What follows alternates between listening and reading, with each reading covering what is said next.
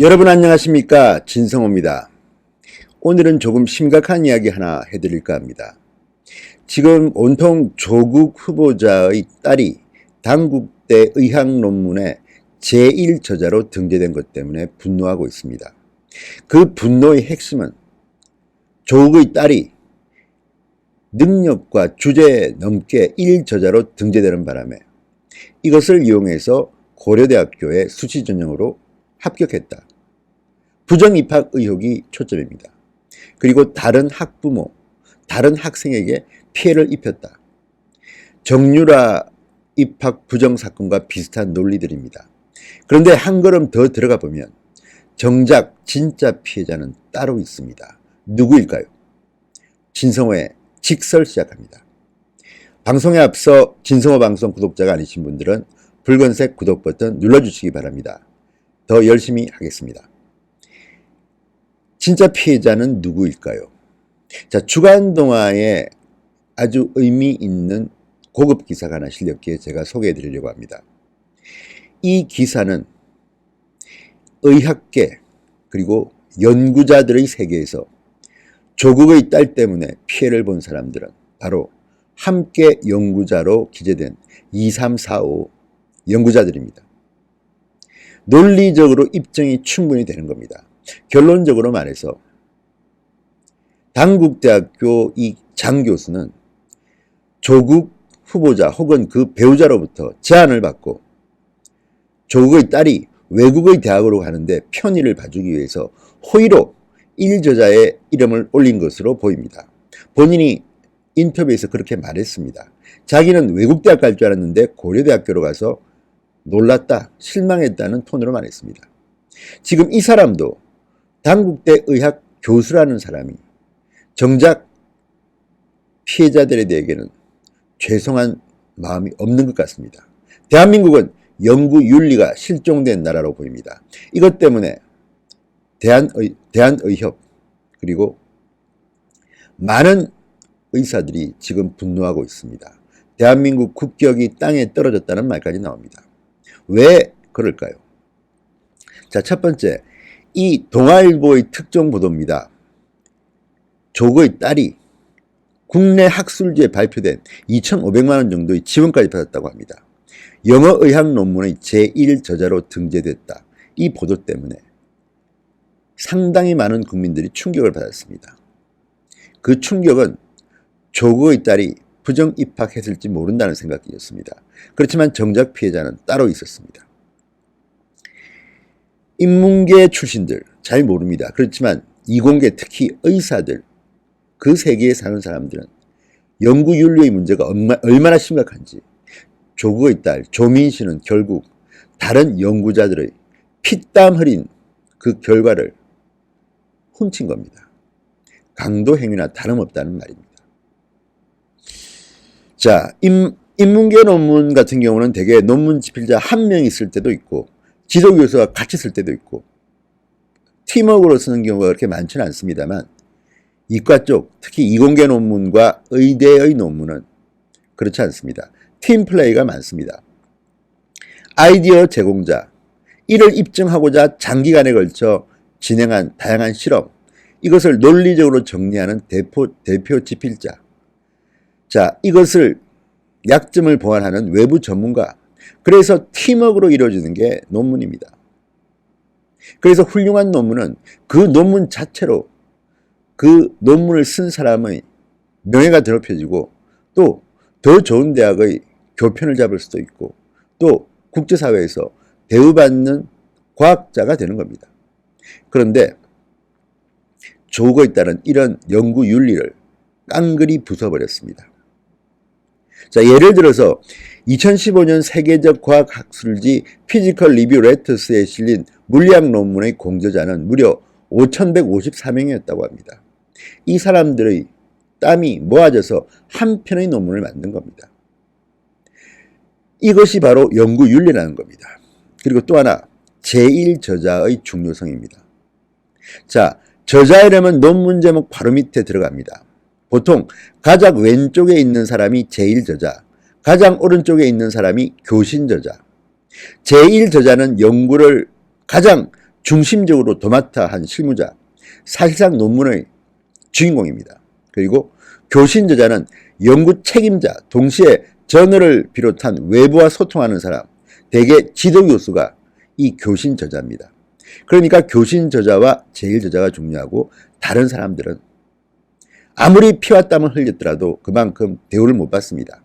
자, 예를 들어서 기관마다 차이는 있지만 논문 평가를 할 때, 업적 평가를 할 때 제일 저자는 40%, 교신 저자는 40%, 나머지 20%를 n분의 1로 나눠서 2저자, 3저자, 4저자, 5저자, 6저자, 7저자 나머지 사람들이 나눠 갔습니다. 그만큼 제일 저자는 중요합니다. 그런데 이번에 단국대학교의 장모 교수는 본인이 마치 양보한 것처럼 손해본 것처럼 이야기하는데 장모 교수도 손해볼 일은 없습니다. 교신 저자이기 때문에 지도교수이기 때문에 40점은 갖고 들어갑니다. 그리고 나머지 60점 중에서 40점을 조국의 딸 조민 씨에게 준 겁니다. 한영외고 2학년 문과 학생이었습니다. 대학생도 아닌 고등학생에게 그 40점을 주고 나머지 20점을 박사급 연구원들과 교수들이 나눠 가진 겁니다. 국가 돈 지원받은 학술지에 등재된 논문입니다. 이게 얼마나 불합리한 것이라는 것은 여러분도 금방 깨달을 수 있을 겁니다. 자, 이 장모 교수가 지도했던 논문, 상당히 어려운 논문입니다. 그런데 자, 피땀 흘려서 직접 집필한 해당 연구실 소속 석박사, 이런 사람들은 자신의 공을 고스란히 고등학교 2학년 부모를 잘 둔 조국의 딸에게 빼앗긴 겁니다.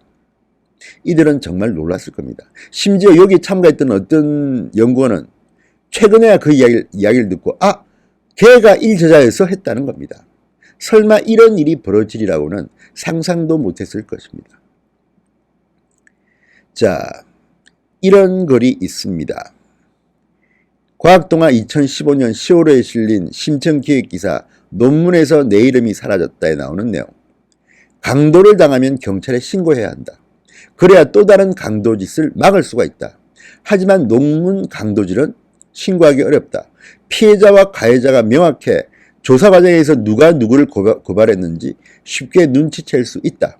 피해자는 고발 뒤에도 가해자 밑에서 연구 인생을 저장 잡힌 채 계속 논문을 써야 한다. 최근 나오는 미투와도 비슷한 겁니다. 지도교수한테 밑보이면 어떻게 되겠습니까? 자, 이런 연구 윤리의 문제는 우리가 지금 조국의 딸 고려대, 서울대 환경대학원, 부산대 의과전문대학원 입학에만 관심이 쏠려서 잊고 있는 사실입니다. 자, 그리고 주간동화가 예를 든 하나의 케이스가 있습니다. 2014년 7월 영국 언론은 난치성 질환인 낭포성 섬유증의 새로운 원인을 규명한 논문의 제1저자가 여름방학 기간 병원에서 일했던 여성 인턴 직원이라는 점을 크게 보도했다고 합니다. 인턴 직원이 제1저자로 등재됐다. 조국의 딸과 비교될 수 있을 만큼 쇼킹한 뉴스입니다. 이 논문은 엄청난 영향력을 가진 상당히 훌륭한 논문이었습니다. 그런데 왜 여성 인턴 직원이 제1저자로 등재되었을까요? 사연이 있었습니다. 정말 대단한 인턴 직원이었습니다. 세계적인 과학 잡지 퍼블릭 라이브러리 오브 사이언스에 실린 이 논문은 낭포성 섬유증을 앓는 30개국의 7만 5천 명의 데이터를 분석해서 전체 환자의 절반가량이 아스페르길루스 곰팡이에 감염됐음을 밝혀낸 논문입니다. 주로 백인에게만 발생하며 미국과 영국의 발병률이 1, 2위를 다툰다고 합니다. 자, 이 질병 치료에 획기적인 발판을 마련한 훌륭한 논문입니다. 그런데 왜 인턴 직원이 1저자가 됐을까요? 자, 주인공은 조 암스테드라는 여대생입니다. 여름방학 기간 고향인 맨체스터의 위던스 병원에서 인턴으로 일했는데 전 세계 낭포성 섬유증 환자 수를 조사하라는 지시를 받았습니다. 그런데 그런 통계치가 없음을 발견한 겁니다. 그래서 이 질환에 걸린 환자들에게 이 여대생은 일일이 이메일을 보내서 관련 정보를 수집했다고 합니다. 여름 방학 동안 수백 시간을 써도 모자라 학교로 돌아온 뒤 무급으로 9개월간 조사를 했다고 합니다. 7만 명이 넘는 환자의 정보를 이 여대생이 혼자서 이메일로 입수한 겁니다. 그래서 특정 곰팡이가 범인임을 밝혀냈습니다. 이 정도의 피와 땀이 들어가야만이 논문의 제일 저자가 탄생하는 겁니다. 자, 암스테드는 뉴캐슬 의대 2학년생이었다고 합니다. 한영외고 문과 고등학교 2학년생은 아닙니다. 2주일 동안 인턴해가지고 1저자가 된다. 정말 같이 연구한 연구원들, 교수들을 바보로 만드는 개돼지로 보는 행위입니다. 저도 이 주간 동화의 기획을 보고 느꼈습니다. 조국의 딸이, 아니 조국이 법무부 장관이 되고 안 되고를 떠나서 얼마나 큰 연구윤리의 나쁜 짓을 했는지를. 정말 이것은 강도행위입니다. 이 문제에 대해서 조국은 어떤 답변을 할지 궁금합니다. 정말 교수 아닙니까? 교수로서의 양심은 어디로 간 것입니까? 진성호의 직설이었습니다. 여러분 감사합니다.